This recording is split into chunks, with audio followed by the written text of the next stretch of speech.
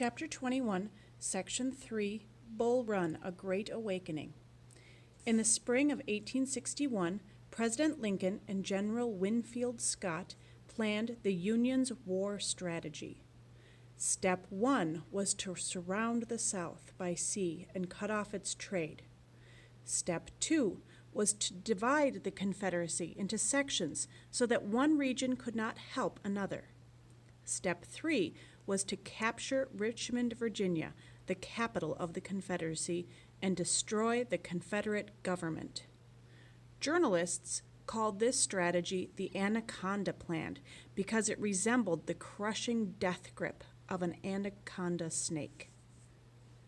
Rose Greenhow's Dilemma. Most Northerners believed that the war could be won with a single Union assault on Richmond, just one battle. In 1861, thousands of volunteers poured into Washington, D.C., shouting, "On to Richmond!" A young widow and Washington social leader named Rose O'Neal Greenhow watched these eager troops carefully. Greenhow was a strong supporter of the Southern cause. She used her friendship with government officials to learn just when and how the Union planned to attack Richmond. Her challenge was to find a way to deliver this information to Confederate leaders without being discovered. The Battle of Bull Run. On a hot July morning, long lines of Union soldiers marched out of Washington, heading for Richmond. Their voices could be heard singing and cheering across the countryside.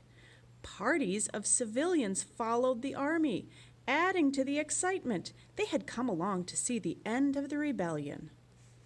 The troops would not have been so cheerful had they known what was waiting for them at Manassas, a small town on the way to Richmond.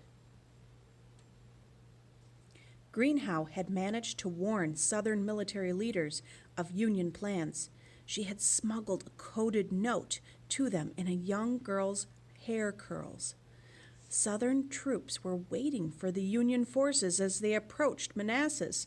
The two armies met at a creek known as Bull Run. At first, a Union victory looked certain, but Confederate General Thomas Jackson and his regiment of Virginians refused to give up. "Look!" shouted South Carolina General Bernard Bee to his men. "There is Jackson with his Virginians, standing like a stone wall." Thus, inspired by Stonewall Jackson's example, the Confederate lines held firm until reinforcements arrived.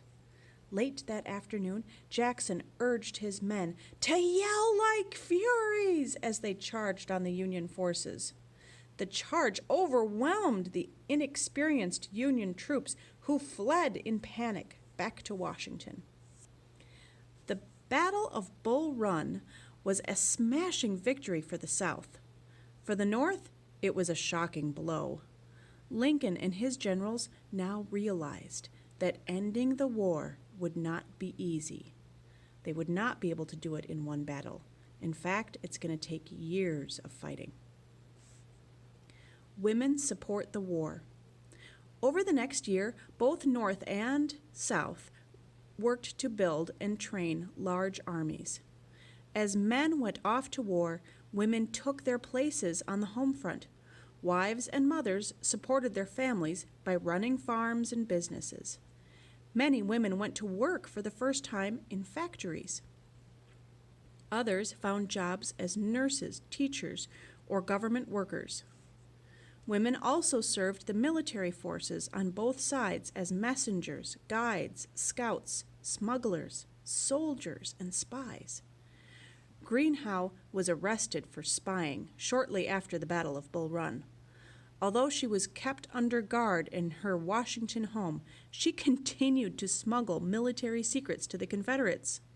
The following year, Greenhow was allowed to move to the South, where the Confederate President Jefferson Davis welcomed her as a hero. Women also volunteered to tend sick and wounded soldiers. Dorothea was already well known for her efforts to improve treatment for the mentally ill. She was appointed director of the Union's Army's nursing service. Dorothea insisted that all female nurses be over 30 years old, plain in appearance, physically strong, and willing to do unpleasant work. Her rules were so strict that she became known as the Dragon. While most nurses worked in military hospitals, Clara Barton followed Union armies into battle, tending troops where they fell. Later generations would remember Barton as the founder of the American Red Cross.